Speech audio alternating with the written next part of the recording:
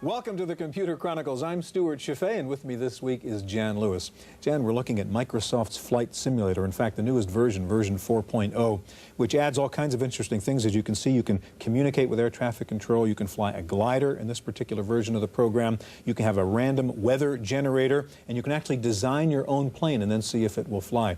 The original flight simulator from SubLogic came out 10 years ago for the Apple II and the TRS-80 Model 1. It's a different world now. We have 386 chips, 33 megahertz speed, VGA graphics. What does that mean to software like this? Yeah, we've really come a long way. It means a lot. The kinds of things that we can do now with this very realistic graphics and the 3D and the talking to the tower and the weather patterns and scenery and things like that, you just couldn't do with anything less than a 386 or without the kinds of graphics we can get nowadays. In fact, if you were to take a look at, let's say, this program and run it on, let's say, the old 8088 based machines, this thing would update the screen once every 5 seconds. Yeah. Well, visualize trying to drive a car if you could only see the road once every 5 seconds. Right, I would crash just like I do using Flight Simulator. Today we'll take a look at some of the latest and hottest Flight Simulator programs, including a brand new one that lets you fly a 747.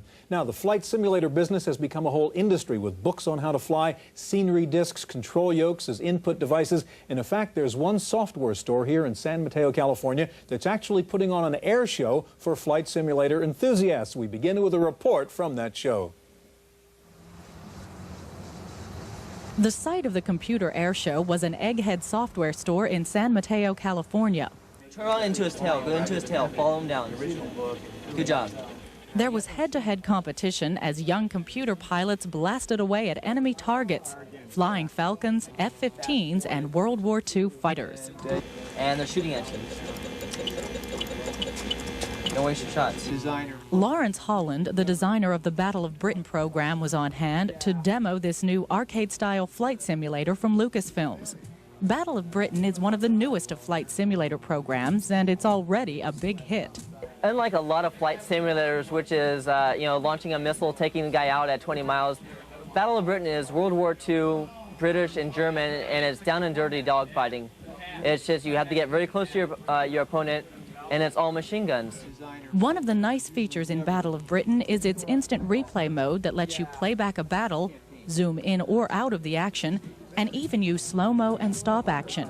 Another highlight of the Computer Air Show was the selection of flight simulator peripherals, input devices that make the flying simulation more realistic. There's a product out called the Yoke, which this product simulates truly flying an airplane, where you pull back and push in for the plane to climb or dive back and forth here. Has a throttle control. This would be primarily more with a flight simulator versus a jet fighter or a battle simulation. And then right now, something that's just brand new that is really not even available in all the stores yet is this product right here, which is from the same company that makes the Yoke. It's rudder pedals to simulate, pushing in on the right to line up for a runway for a landing. The Computer Air Show was a good opportunity for would-be pilots to sample the various flight simulators, and then spend a few bucks stocking up on flight simulator titles like A-10 Tank Killer, F-15 Strike Eagle, Falcon AT, and Jet Fighter. For the Computer Chronicles, I'm Maria Gabriel.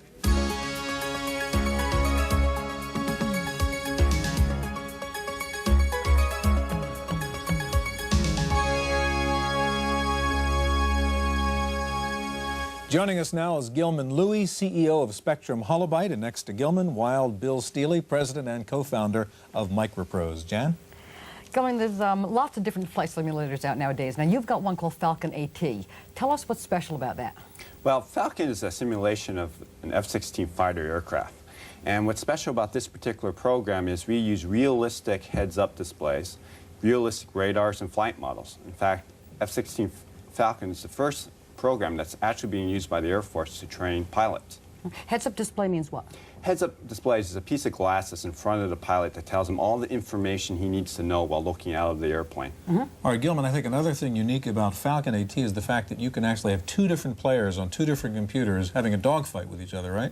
Yes, in fact, going head-to-head with a real person we find much more thrilling than just going against a computer. Okay, can you show us how we would do that? And I can recruit Jan here. You want to go to the Air Force, Jan? Sure. We're ready to go. All right, show us how it would We're work. in the airplane right now, and Jan has me locked up on her radar. Locked up. Here we go. So my job is to try to get out of the way as fast as I possibly can. Ooh.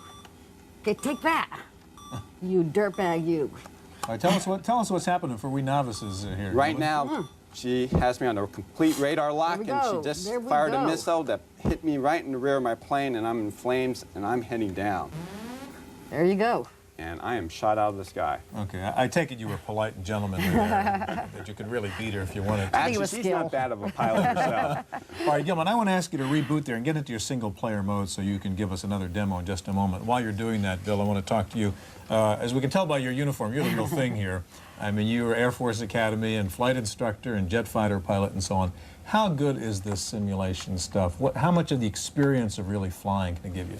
Well, I think it was interesting. Gilman said that he was the first one to train real Air Force pilots. He's the first one to get paid for it.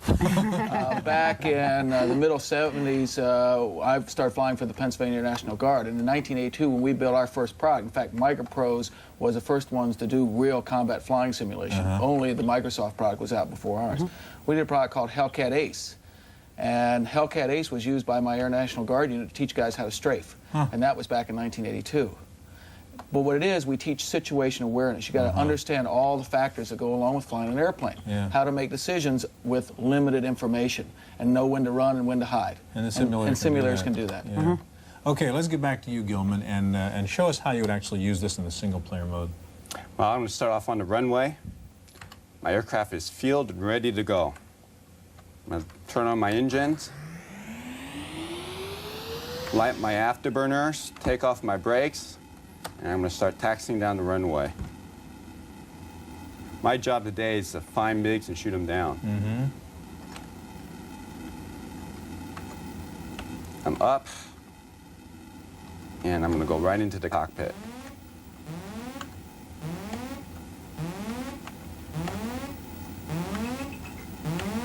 And just tell us what you're seeing there. Right now, I just crashed into the runway. Not getting enough speed, taking off. All right, that's why we have a real pilot here, Gilman, if you forgive me. And Like I think these are simulations, right? That's what it is. They are simulations. And if you do the wrong thing, you can... the wrong thing happened. That's right. All right, I want to ask you if you can get out of that for a moment, because I want Bill to give us a chance to show F-15 Strike Eagle. What's special about that? How do you position that as one of the flight simulators? Well, it was the original combat flight simulator. The original version that sold 1 million copies worldwide. It gave an opportunity for a lot of people to sell flight simulators. We take a little different approach. We take the player's approach. We're more interested in 250 million square miles of terrain. We're more interested in the Persian Gulf, Central Europe. So where Gilman concentrates on the cockpit, we concentrate on the situational awareness, which he does too, but we're more interested in 3D graphics on the ground. That's All right, kind of fly the plane. Show me how it Okay, works. as a veteran fighter pilot, I'll head out on the Persian Gulf, and you notice I can do Vietnam if I wanted to. And we'll go from an air base to an Army headquarters to a missile boat. Okay, I'm ready to go. And here we're going to be sitting on the... Strike Eagle, cleared for takeoff. We'll fire the engine up, start rolling down. And notice on the left we have a top-down map of the entire Persian Gulf area. On the center we have a map that tells us if the bad guys are going to shoot us down. And we got a target right in front of us. It's locked on the right one. It's an F-5 Tiger. We got missiles away. Missiles away. Okay, we're going to follow that missile and head over there and see what we got. We got a hit. Nice hit. And we got a missile boat there out in front of us. But what I'd like to do is come back over the top. And you notice my pitch lines there. And I've got the runway that we just took off of down there. So I'm going to come flying by the runway just so we can get a good look at the runway. And we're heading down the runway. And you notice we got runways and all that kind of good stuff out there. And there I'm flying down the runway. And there's the runway. You see the hangars and the other airplanes there. And hee-yah! Up over the top and roll, victory roll. I like a good Wild victory Bill. roll once in a while. Pull the nose down and back through. A little split S. We got the radar down there and we got a couple other things. Let's go back to the front. And a couple things that we can do here is put on the autopilot. I'm kind of a lazy pilot, nothing exciting about flying directly. So I can put it on an accelerated mode and I can look for a target. And you notice that the target indicator in the center kind of gives me an idea, and I'll change the radar range on that. And there's my target. I've got a missile boat out there. It's about 83 clicks away. You can see the right-hand screen, and it's a bearing of 034. In fact, I can go take a look at that missile boat, and there he is, sitting under the clouds there. And I've got the acceleration on. And as soon as I get a round circle, I've got a missile lock. I'll zoom in on my top-down map, and there is where I am. And we're going to launch a missile just about now. We're 46 clicks away. We've got to get to about 30 clicks to really launch the missile. Now, we do have some slew keys. We got something inbound from the left. We got to be careful, get some chaff. We got an airplane to the left. We're going to blast that guy. We got a missile lock, and we'll take a quick watch. And I think the missile away, we'll put the autopilot back on, and we'll go take a look, and we got a hit. Got to hit, got to hit. Back to the top. Ooh, we got hit at the same time. We're going to back to our Sidewinder, and we got a missile inbound on us there. And we got a target out there, too. Let's get out of this accelerator mode. I have a tough time flying accelerator. And we've got somebody 74 clicks away, but we got somebody to the left and above us. There he is. We're turning and pulling, and we're using the indicator in the center there to take a look at that guy. Got somebody, a missile inbound. Got to do it, use our flare. And there he is. I saw him on the left. Oh, yeah. There he is. Got a lock on him. Got a lock on him. He's 12 clicks away. Missile away. Missile away. And we got him. There goes his parachute out, if you notice. Yeah. And he's heading down. Yeah. All right, Bill, we just have about 30 seconds left. Show me at the end of a mission, you have a kind of debriefing thing you can go through, don't you? We do have a debriefing thing, and there's only one way to get to it, and let's see if we can do that. We'll jump out of the airplane. Okay. And we just jumped out of the airplane, and there it goes heading down, and Okay, you got to crash and die Ends the there. game. you got to either land or crash and die. And, All right, and you I just- just soon jump out of the airplane myself. Otherwise, you do have to fly back and land, and you Got can it, teach landing got it. practice Sure, with this airplane, sure. too. For the beginner pilots, of course, we have a mode where it'll land for you, just to let beginner pilots not be too concerned about Okay, and what are we this. seeing right here then? Well, this is you riding down on your parachute. I mean, the parachute's above you, and your feet got to touch the water before they can come pick you up in the helicopter. you know? I Okay, see. then we get the Okay, okay. debriefing here? Yeah. And Okay. what is this? That is the Persian Gulf, and we took off from that air base there, and then we flew out there and shot down an F-5 Tiger, and then we were hit by a Sea-Cat missile. So we we're going to run through the whole history of what Yeah. happened during Yeah. that particular flight. Yep, and then it sends us off and gives us a medal and says, "Good job, Bill." Well, Bill Gilman, thank you very much. Now, these PC flight simulators have gotten pretty good, but they're not quite the same thing as the actual vision.